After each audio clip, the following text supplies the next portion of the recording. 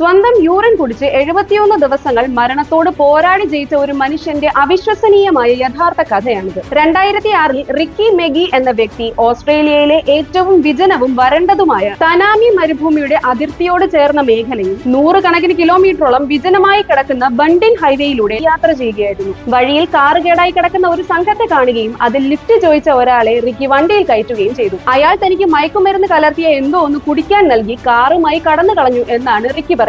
ബോധം തെളിഞ്ഞുണർന്നത് ഓസ്ട്രേലിയയിലെ ഏറ്റവും അപകടകരമായതും ഒറ്റപ്പെട്ടതുമായ മരുഭൂമി പോലെയുള്ള ഒരു സ്ഥലത്തായിരുന്നു. പകൽ സമയത്ത് 40 ഡിഗ്രി സെൽഷ്യസിന് മുകളിലുള്ള ചൂടും രാത്രിയായാൽ കഠിനമായ തണുപ്പുമുള്ള ഈ സ്ഥലത്ത് ഒരു തുള്ളി വെള്ളം പോലും കുടിക്കാനില്ലായിരുന്നു. ജീവൻ നിലനിർത്താൻ സ്വന്തം യൂറിൻ ശേഖരിച്ചു കുടിക്കുകയും പാമ്പ്, പല്ലി എന്നിങ്ങനെയുള്ള മറ്റ് ജീവികളെ പച്ചയ്ക്ക് കഴിക്കുകയും ചെയ്തു. 71 ദിവസങ്ങൾക്ക് ശേഷം ഒരു ഫാം ജീവനക്കാരൻ റിക്കിയെ യാദൃശ്ചികമായി കണ്ടെത്തുമ്പോൾ 104 കിലോഗ്രാം ഭാരമുണ്ടായിരുന്ന റിക്കി വെറും 45 കിലോഗ്രാമായി മാറിയിരുന്നു.